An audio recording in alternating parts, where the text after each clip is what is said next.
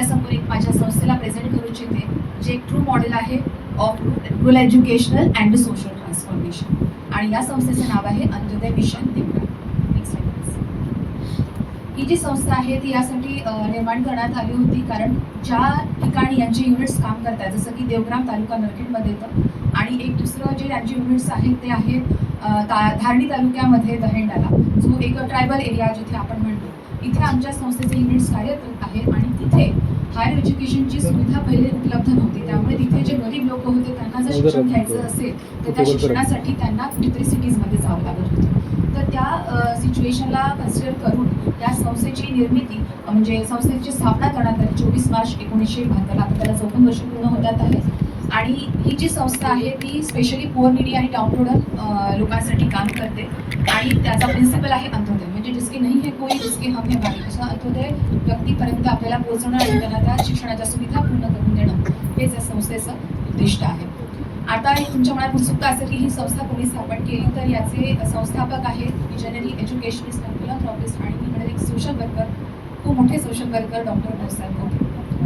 ही एक अशी व्यक्ती आहे ज्यांनी प्रूव्ह करून दाखवलं की गरिबी शिक्षणाच्या आड कधीच येत नाही, कारण त्यांची स्वतःची परिस्थिती खूप हलाखीची होती आणि त्यांना अनेक समस्यांना तोंड द्यावं लागलं. जेव्हा त्यांना स्वतःला हायर एज्युकेशन घ्यावं लागत होतं तेव्हा त्यांनी त्या सगळ्या समस्यांवर मात करून स्वतः ते हायर एज्युकेशन संपादन केलं. आणि त्याचबरोबर त्यांनी हेही ठरवलं की अशा परिस्थितीला ज्या लोकांना तोंड द्यावं लागत आहे, अशा गरीब मुलांसाठी तरी आपण अशी शिक्षण संस्था स्थापन केली पाहिजे ज्याचा उपयोग त्या मुलांसाठी होईल. तर हे असे एक व्यक्ती आहे की ज्यांनी लग्न केलेलं नाही आहे, त्यांनी स्वतःचं पूर्ण लाईफ डिवोट केलं poor needy and down to पीपलच्या अपलिफ्टमेंटसाठी.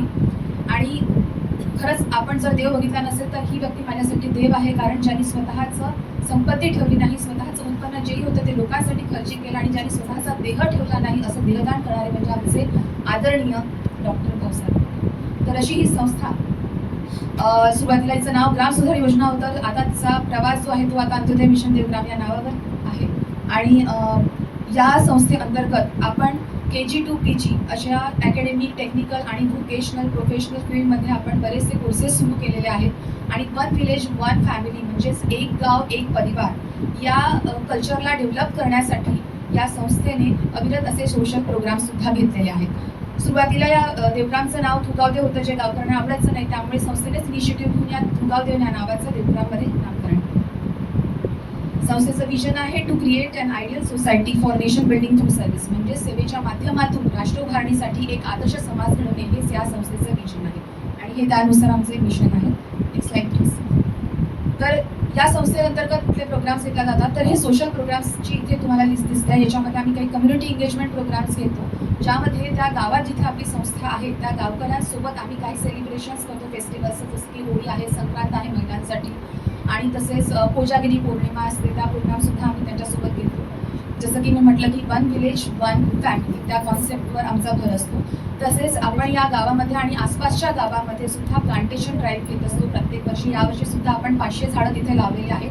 आणि ते नुसतं झाडांना लावून आपण ते सोडून देत नाही, तर गावकऱ्यांच्या सहाय्यानेच त्या पूर्ण झाडांचं आपण व्यवस्थित काळजी घेत असतो.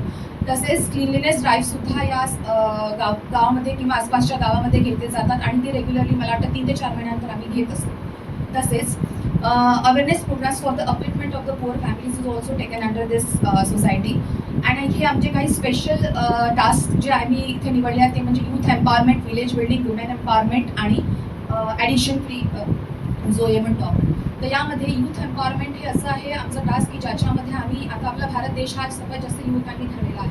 तर या युवकांचं सक्षमीकरण होणं आणि त्यात आपल्या महिलांचं सक्षमीकरण होणं फार आवश्यक आहे. त्यासाठीच आमच्या या सगळ्या युनिटने 2 वर्षांचा असा पूर्ण रोडमॅप बनवलेला आहे, ज्याच्यामध्ये प्रत्येक आठवड्याचं प्लॅनिंग, आज त्यांना सक्षम होण्यासाठी काय आवश्यकता आहे त्याचं प्लॅनिंग याच्यामध्ये केलेलं आहे.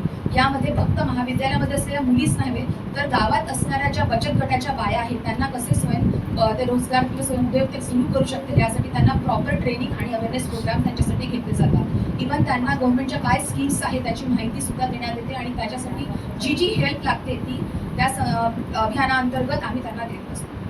तसेच हे एज्युकेशनल प्रोग्राम्स आहे, याच्यामध्ये बघू शकता इथे CBSE शाळा आहे आणि सेमी इंग्लिश मिडियमची अंत्योदय मुलांची शाळा आहे.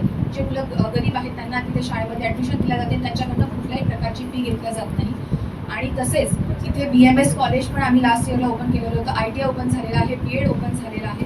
तसेच तिथे BOचे प्रोग्रामसुद्धा चालतात. आणि आम्हाला हे सांगायला आवडेल की आमच्या गावाची जी लोकसंख्या आहे ती 2130 आहे, पण आपल्या या संस्थेअंतर्गत जेही युनिट्स चालतात त्याच्यामधली जी विद्यार्थ्यांची संख्या आहे ती जवळपास 3500च्या वर आहे. त्यामध्ये मला सांगायला आवडेल की 70% जास्त ज्या आहेत विद्यार्थी त्या मुली आहेत. त्यानंतर हेल्थ फील्डमध्ये आमच्या इथे आता जसं मागे मी सांगितलं तुम्हाला आता सांगितलं की मागच्या वर्षी आम्ही BMS कॉलेज सुरू केलं, तसंच 100 बेडचे हॉस्पिटल पण सुरू केलं, जिथे वेगवेगळ्या फॅसिलिटीज ज्या आहेत त्या दिल्या जातात. 100 म्हणजे फ्री अशी OPD तिथे अवेलेबल आहे सगळ्यांसाठी. तसेच काही सर्जरी करायची असेल, एखादा गरजू व्यक्ती असेल तर ती पण अत्यल्प दरामध्ये ती त्याला करता येते. तसंच पंचकर्मा फॅसिलिटी आहे आणि फ्री हेल्थ चेकअप आणि आय चेकअप कॅम्प्स पण आसपासच्या गावामध्ये या युनिटद्वारे घेतल्या जातात. तसेच सुवर्ण प्राशन कॅम्प्स जे आहेत, म्हणजे शाळा आणि कॉलेजमध्ये 16 वर्षापर्यंत जे विद्यार्थी आहेत त्यांना सुवर्ण प्राशनचे जे कॅम्प्स असतात ते प्रत्येक शाळेमध्ये तिथे घेतल्या जातात आणि प्रत्येक महिन्यामध्ये होतात. नेक्स्ट, हे स्किल प्रोग्राम्समध्ये आपल्या इथे आता स्किल लॅब्स आपण ओपन केलेला आहे महिलांसाठी, स्पेशली विद्यार्थ्यांसाठी.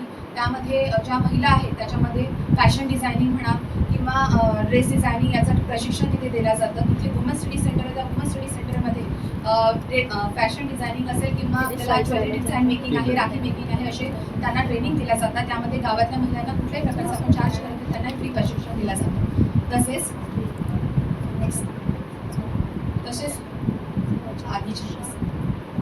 ITI मध्ये इलेक्ट्रिशियन आणि फिल्टर आहे, बार वेंडिंग आहे, बेकरीचे स्किल्स आहेत. असे वेगवेगळे स्किल्स आपण आणि डिजिटल जे म्हणतो आपण कम्प्युटर लिटरसी स्किल आहे त्या सगळ्या तुमचं प्रशिक्षण आपण विद्यार्थ्यांना स्पेशली महिलांना आणि मुलींना देतो. तसेच हा ट्रायबल एरिया म्हणजे इथे खरं तर आमचं खूप मोठं वर्क आहे. पण आता जसं सांगितलं मी की वेळ फार कमी आहे. इथे मला 2-3 गोष्टींवर फोकस करायला आवडेल. इथे आम्ही मास मॅरेज घेतो, म्हणजे सामूहिक विवाह सोहळा, ज्याच्यामध्ये काही मुलींच्या ज्या गरीब मुली आहेत त्यांचं निवड केल्या जाते, त्यांचा सामूहिक विवाह सोहळा केला जातो. त्यांना संसारासाठी ज्या ज्या गोष्टी लागतात त्याचं एक बेसिक आम्ही त्यांना ते प्रोव्हाइड करतो आणि त्यांना सोडून देत नाही. तर पॅरेंटल केअर म्हणून आम्ही त्यांचं लग्न झाल्यानंतर फॉलो पण घेतो की त्या सुखात आहेत की नाही. तसेच तिथे मालन्यूट्रिशन हा एक मोठी गंभीर समस्या आहे, ज्याच्यामध्ये काही मुली अशा असतात की त्या 8वी-9वीत असतानाच काही पडून जातात, त्या गर्भवती होतात. त्यामध्ये त्यांना जी मुलं होतात ते खरं तर त्यांच्यामध्ये ते न्यूट्रिशन पोचलेलं नसतं आणि त्यातच ते दुसऱ्यांदा सुद्धा प्रेग्नंट होतात. म्हणजे आईचं दूधही मिळत नाही आणि न्यूट्रिशन पण पोचत नाही. तर अशा मुलांसाठी, मुलींसाठी आणि महिलांसाठी सुद्धा तिथे अवेअरनेस प्रोग्राम्स घेतले जातात. तसेच हेल्थ रिलेटेड फॅसिलिटीज आणि स्पोर्ट्सचं ट्रेनिंग आणि इतर जसं पोलीस भरती ट्रेनिंग पण तिथे दिल्या जातात. त्या तिथे सुद्धा आपण शाळा आणि कॉलेज मुलींसाठी उपलब्ध करून दिलेली आहे, कारण तिथे शिक्षणाची इतकी आवड. हे आमचे कॅप प्रोजेक्ट आहे, ज्याच्यामध्ये जसं बाळ जन्माला येतं तेव्हा त्याला ते परिपक्व नसतं, मग त्यानंतर थोडं मोठं होतं, त्यानंतर ते एक दिवस खूप मोठं डेव्हलप करून मॅच्युअर्ड होतं. तसंच इथे या प्रोजेक्ट करिअर, अकॅडमिक आणि फिजिकल वेल्डिंगसाठी आपण त्या मुलांना डेव्हलप करत असतो आणि त्या सगळ्यांवर लक्ष ठेवण्यासाठी, फॉलो घेण्यासाठी आणि गरजेनुसार ट्रेनिंग देण्यासाठी एक सर्ट विंग पण आपण फॉर्म केली आहे. तसंच आता आपले फ्युचर प्लॅन्स पण आहेत की पुढे जाऊन आपण वृद्धाश्रम एक काढणार आहे, तसंच गौशाला आहे, मेडिटेशन सेंटरसाठी एक मानव मंदिर सुद्धा आपण करतो आहे, डी-ॲडिक्शन सेंटर सुद्धा आहे, स्किल युनिव्हर्सिटी आपण ओपन करणार आहोत आणि ट्रेनिंग सेंटर सुद्धा ओपन करणार आहोत. तसेच तिथे जे गरीब मुलं आहेत किंवा जे ज्यांना अनाथ आहेत किंवा आई आहे किंवा वडील नाही किंवा वडील आहे किंवा आई किंवा दोन्ही नाही आणि जे वंचित मुलं आहेत अशा मुलांना सुद्धा आपण ॲडॉप्ट करून इथे त्याच्यासाठी एक बालसदन ओपन करणार आहोत. 2-3 वर्षामध्ये ही सगळे प्रोजेक्ट्स कम्प्लीट होणार आहेत. आपण मला इथे संधी दिली त्याबद्दल मी आपल्या सगळ्यांचे खूप आभार मानते. खरं तर प्रेझेंटेशनचा फक्त पर्पज हाच होता की आमच्या या संस्थेला त्याचं नाव आणि त्याचं कार्य तुमच्यापर्यंत पोहोचेल. पण मी एक वेगळीच एनर्जी तुम्हाला सगळ्यांकडून घेऊन जाते आहे आणि आय होप की इन फ्युचर काही कोलॅबोरेशन्स होऊन मी ह्या नक्कीच सगळ्यांसोबत कुठेतरी अटॅच होईल आणि या संस्थेचं काम अतिशय जोमाने आम्ही पुढे नेऊ शकतो. धन्यवाद.